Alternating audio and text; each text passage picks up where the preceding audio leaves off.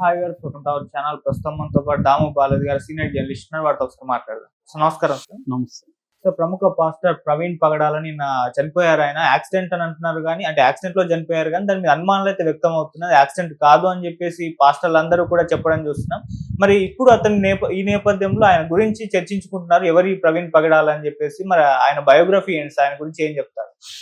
ఇప్పుడు ప్రవీణ్ పగడాల ఈ పేరు మారుమోగిపోతుంది. 2 తెలుగు రాష్ట్రాల్లో కొన్ని వందల వేల వీడియోలు, పోస్టులు చూస్తున్నాం. మొత్తం సోషల్ మీడియా అంతా కూడా ఈయన పేరు మారుమోగిపోతుంది. ప్రో అండ్ కాన్ పోస్టులు, అంటే ఈయన్ని గొప్పగా చెప్తూ, ఆయన మృతికి నివాళులు అర్పిస్తూ, దేవుడి సన్నిధికి చేరుకున్నాడని క్రిస్టియన్స్, ఆయన అభిమానులు పెద్ద ఎత్తున అయితే పెడుతున్నారు. ఎందుకంటే తనకి ఒక రకమైన చార్మింగ్ పర్సనాలిటీ ఉంది. చాలా ఆర్గనైజ్డ్గా తన అభిప్రాయాన్ని చెప్పగలుగుతున్నాడు. చదువుకున్నాడు, బాగా యాక్టివ్. దాంతోపాటు ఆయన బిజినెస్ మ్యాన్ కూడా. సో ఒక రకంగా సక్సెస్ఫుల్ హ్యూమన్ బీయింగ్గా కూడా చెప్పుకోవచ్చు. ఆయన పర్సనల్గా కావచ్చు, మతపరంగా కావచ్చు. అందువల్ల చాలామంది, ముఖ్యంగా యూత్కి ఒక ఐకాన్ లాగా, ముఖ్యంగా క్రిస్టియన్ యూత్కి ఒక ఐకాన్ లాగా ఆయన ఉన్నాడు. సో ఆయన మృతి కూడా ఒక మిస్టీరియస్గా జరిగింది. నిన్న రాజమండ్రి దగ్గర రాజానగరం పోలీస్ స్టేషన్ పరిధిలో దివాన్ చెరువు గమన్ బ్రిడ్జి మధ్యలో, గమన్ బ్రిడ్జి దాటిన తర్వాత, ఆ రహదారిలో దాటిన తర్వాత నయారా అనే ఒక పెట్రోల్ బంకు, దాని ఆపోజిట్లో ఆయన చనిపోయారు. ఆయన ఎలా చనిపోయినారు అనే దానికి ఇప్పటికి కూడా ఇది లేదు. వాళ్ళ ఫ్రెండ్ కంప్లైంట్ ఇచ్చాడు, జనగామ రోషన్ అని, 11 గంటలకు నిన్న. ఆయన అర్లీ అవర్స్లో చనిపోయాడని చెప్తున్నారు. సో దానికి సంబంధించి సీసీటీవీ అయితే ఒకటి బయట వచ్చింది. కొవ్వూరు దాని ఏమంటారు, మన టోల్ గేట్ దగ్గర ఉన్న చిన్న ఫుటేజ్. ఆయన మెల్లగా బైక్ని ట్రాఫిక్లోంచి మెల్లగా బయటకు వస్తున్నాడు. వెనకాల లగేజ్ ఉంది బైక్లో. ఇది రాయల్ ఎన్ఫీల్డ్ దీంట్లో వస్తున్నాడు. సో దాని తర్వాత మళ్ళీ ఫుటేజ్ ఏం లేదు. కానీ పోలీసులు ఏం డిక్లేర్ చేశారంటే, సో ఈయన యాక్సిడెంట్లో చనిపోయాడు, ఆయన ఎవరు గుద్దలేదు, బైకే స్కిడ్ అయ్యి పక్కన పడింది. ఆయన మీద ఆ బైక్ పడిపోవడంతో వెయిట్కి ఆయన చనిపోయాడని. సో దీని మీద ఇంకా నిన్నంతా కూడా క్రిస్టియన్ సంఘాలు, దళిత సంఘాలు అనేకం రాజమండ్రి హాస్పిటల్లో దగ్గర చేశారు. సో ఇప్పుడు ఏంటంటే, చాలామందికి, మామూలు ప్రజలకి చాలామందికి ప్రవీణ్ పగడాలు ఎవరని తెలియదు. ఆయన బయోగ్రఫీ మనం కొద్దిగా చెప్పుకుందాం. బేసిక్గా ఏంటంటే, ప్రవీణ్ పగడాల అనే అబ్బాయి, వాళ్ళ క్రిస్టియన్ ఫ్యామిలీ, కడప వాళ్ళది నేటివ్. ఆయన ఫస్ట్ కడపలో చదువుకున్నాడు, దాని తర్వాత ఉస్మానియా యూనివర్సిటీలో చదువుకున్నాడు. దాని తర్వాత ఆయనకి ఒకరోజు కళ్ళు తెరిచి ప్రార్థన చేస్తుంటే యేసు ప్రభువు అనేక రూపాల్లో ధవల వస్త్రాలు ధరించి కనిపించి, నువ్వు ఇండోర్కి వెళ్ళు అని చెప్పాడు. అప్పటికే ఆయన క్యాట్ ఎగ్జామ్ రాశాడు. క్యాట్ అంటే MBAకి ఎంట్రన్స్ ఎగ్జాము. సో ఇండోర్కి వెళ్ళు నువ్వు అని చెప్పాడు. నేను అప్పుడు ఇండోర్ పేరు కూడా వినలేదు. అక్కడ నుంచి నేను ఇండోర్కి వెళ్ళిపోయాను ఇమ్మీడియట్గా. వెళితే నాకు అసలు అక్కడ ఏమో విపరీతమైన చలి, ఎవరు తెలియదు. అలాంటి కండిషన్లలో నేను వెళ్ళిపోయి ప్రభువు చెప్పాడని నేను అక్కడ వెళ్ళి ఇంటర్నేషనల్ MBA కోర్సులో జాయిన్ అయ్యాను. MBA కంప్లీట్ చేసుకున్నాను అని ఆయన ఒక ఇంటర్వ్యూలో కూడా చెప్పాడు. సో అలా ఆయన MBA చేశాడు. దాని తర్వాత లా చేశాడు. దాని తర్వాత ఈయన టీచర్గా కొద్ది రోజులు పనిచేశాడు. దాని తర్వాత ఫస్ట్ రైట్ ఇన్ఫోటెక్ అని, ఫస్ట్ రైట్ సాఫ్ట్వేర్ అని 2 కంపెనీల్ని మిత్రులతో కలిసి పెట్టి మేనేజ్ చేసేవాడు. సో ఈయనకి టెక్నాలజీ అంటే ఇష్టం ఉంది, బిజినెస్ మైండ్ ఉంది. అట్ ద సేమ్ టైం తను కొంత తరువుగా చదువుకున్నాడు.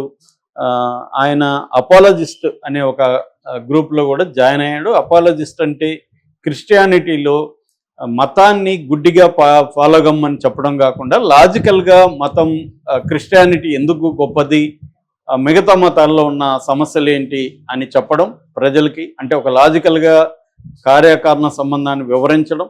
రెండవది, ఇతర మతాల్లో ఉండే సమస్యల్ని కూడా చెప్పడం. అంటే కంపారేటివ్ స్టడీ అంటారు.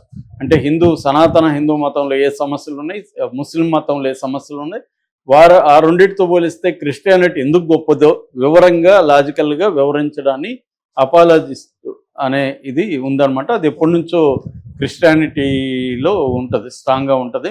సో ఈయన దానికి చెందిన వ్యక్తి అనమాట. సో అందువల్ల వెరీ పాపులర్ అయ్యాడు. అంటే మిగతా వాళ్ళలాగా మనకి ఇప్పుడు అనిల్ కుమార్ వీళ్ళంతా ఏంటంటే దాంట్లో మహిమల్ని చూపించడం, ఆ రకంగా క్రిస్టియానిటీని వాళ్ళు ప్రచారం చేయడం ఇవన్నీ జరుగుతుంది. ఈయన మహిమలు అవన్నీ చెబుతాడు, క్రైస్తవ యొక్క గొప్పదనం అవన్నీ చెబుతాడు. అట్ ద సేమ్ టైం లాజికల్గా ఆయన డిబేట్స్ ఎక్కువగా నిర్వహిస్తాడు. ఏదో హిందూ పూజారులతో కూడా ఆయన అనేక డిబేట్స్లోకి పాల్గొంటాడు. ఎక్కడ సంయమనం కోల్పోడు, చాలా ప్లెజెంట్గానే వాళ్ళతో మంచిగా ఉంటూనే వాళ్ళతో డిబేట్ చేయడం, వాళ్ళని ప్రశ్నించడం. ముఖ్యంగా కుల వ్యవస్థలో దళితుల పరిస్థితి మీద, మనుధర్మ శాస్త్రాన దీని మీద ఈయన గట్టిగా ప్రశ్నించిన సందర్భాలు చాలా స్ట్రాంగ్గా ఉంటాయన్నమాట. సో అలాగా ఈయన 45 ఏళ్ళు, ఈయన పుట్టింది వచ్చి December 30, 1979. ఈయనకి 2 రాష్ట్రాల్లో కూడా విపరీతం ఇది ఉంది. ఇతను ప్రపంచవ్యాప్తంగా కూడా అనేక దేశాలు తిరుగుతూ సువార్థికుడు అని కూడా పిలుస్తారు. ఆయన ప్రపంచ సువార్థికుడు అని కూడా అంటారు. ఇక్కడ ఆయన ఎక్కువగా కాల్వరీ టీవీలో, తర్వాత రక్షణ ఈ 2 టీవీల్లో ఎక్కువగా ఆయన డిబేట్స్ కండక్ట్ చేయడం, క్రిస్టియన్స్తో కావచ్చు, సెక్యులరిస్టులతో కావచ్చు చేసి వాళ్ళని లాజికల్గా, థియలాజికల్ అంటారు. థియలాజికల్ అంటే మతతత్వ శాస్త్రం. అట్లా మతతత్వ శాస్త్రపరంగా ఇతను జ్ఞానాన్ని ప్రదర్శించడం, హిందూ మతంలో సనాతన ధర్మం అంటేనే కుల ధర్మం, కుల వ్యవస్థ వివక్షత ఉంది అని దాన్ని ఆధారాలతో కూడా చెప్పడం, వాళ్ళని ఛాలెంజ్ చేయడం. రాముడి కాలంలో కులం లేదంటే, కులము లేకపోతే కులపతి అనే బిరుదు అక్కడ ఎందుకు పోస్ట్ వచ్చింది, కులపతి అంటేనే కులం అన్నట్టు కదా అని ఇలాగా మన ఇండియన్ హిందూ స్క్రిప్చర్స్ని ఆయన అనలైజ్ చేయడం. అట్లాగే బైబిల్కి సంబంధించి ఆయనకు తరువు నాలెడ్జ్ ఉంది. వాటిని అప్లై చేస్తూ ఇవాళ కొంత ప్రోగ్రెసివ్గా స్త్రీలు బట్టలు వేసుకోవచ్చా అనేది వాళ్ళ స్వేచ్ఛకు వదిలేయాలి అని, ఇట్లాగా అంటే స్త్రీలు కూడా పాస్టర్స్గా ఉండొచ్చు అని, అంటే యూత్కి ఆయన ఒక ఐకాన్ లాగా ఉన్నాడు. ఒక పక్క బిజినెస్లో సక్సెస్ అయ్యాడు, టెక్నాలజీలో అడ్వాన్స్మెంట్ అయ్యాడు. రెండోది ఇవాళ యూత్కి సరిపోయే విధంగా ఆయన మాట్లాడడం. ఆయనకి ఏంటంటే ఒక పర్సనల్ చామ్ కూడా కనిపిస్తుంది. 45 ఏళ్ళు అంటే దాదాపు 10-12 ఏళ్ళ నుంచి ఆయన గట్టిగానే ఈ రంగంలో ఉంటున్నాడు. అందుకని ఆయనకి శత్రువులు కూడా ఎక్కువయ్యారు. ఎందుకంటే హిందూ మతాన్ని, ముస్లిం మతాన్ని విమర్శించడం వల్ల ఆయనకి శత్రువులు కూడా బలంగా తయారయ్యారు. సో ఈయన్ని చంపేస్తామని కూడా గతంలో చాలామంది ఇచ్చాడు. ఒక 1 month బ్యాక్కే ఆయన పోస్ట్ పెట్టాడు, నన్ను చంపేస్తామని పత్వా రిలీజ్ అయింది అని కూడా ఆయన పెట్టాడు. అప్పుడే ఆందోళన వ్యక్తం చేశారు. సో ఆయనకి 3 రకాల ఎనిమీస్ ఉన్నట్టుగా మనకు ప్రధానంగా కనిపిస్తుంది. ఒకటి హిందుత్వ శక్తులు, అంటే RSS కావచ్చు, హిందుత్వ శక్తులు. ఫర్ ఎగ్జాంపుల్ కరుణాకర్కి ఈయనకు కూడా చాలా గొడవలు జరిగినట్టు చెప్తున్నారు.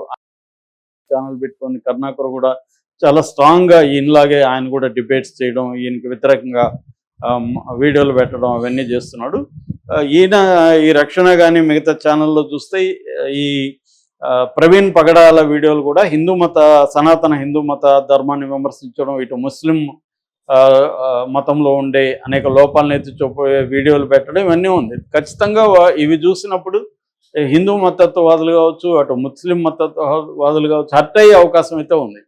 సో అందుకని ఈ 2 మతాల్లో ఉండే అనొచ్చు మన వాళ్ళని, అంటే తీవ్రంగా మతం పట్ల ప్రేమ, పొసెసివ్నెస్, అంటే టాలరెన్స్ లేదు, వాళ్ళ మతాన్ని ఎవరు విమర్శిస్తే సహించని తత్వం ఉండేవాళ్ళు, అలాంటి వాళ్ళు ఈయన్ని వ్యతిరేకిస్తున్నారు. ఈయన మీద చాలా కోపంగా కూడా ఉన్నారు.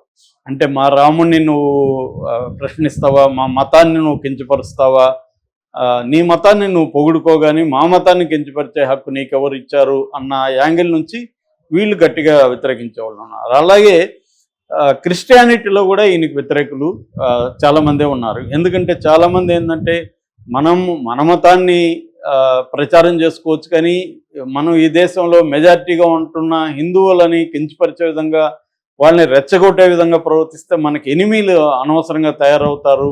ఇది మనకు అవసరం లేదు, మన మతం గొప్పదనం చెప్పుకోవచ్చు, అంతేగాని వేరే మతాల్లో ఉండే లోపాలను చెప్పడం కరెక్ట్ కాదు. ప్రతి మతంలో కూడా అనేక